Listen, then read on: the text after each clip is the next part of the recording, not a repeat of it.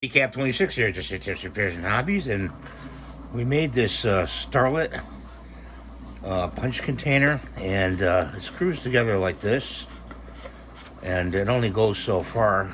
I don't know why. I did it from the file. I did paint it, but what I'm going to do, I'm going to use it as just as is. And when you put your punches in, you want to put your punches in like this, tips up, okay? So you know which one to grab when you need to grab it. Okay.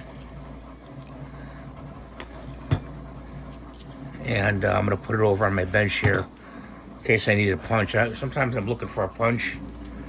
And these are the round type of punches. Which are okay.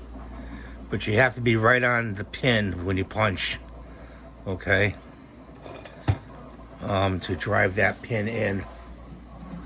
So that's what I want to show you. That's what I did today. And previously you saw this being made on the printer. And I hope you have a good day. God bless you. Rate and subscribe. Give it a thumbs up. And we'll see you next time. Bye for now.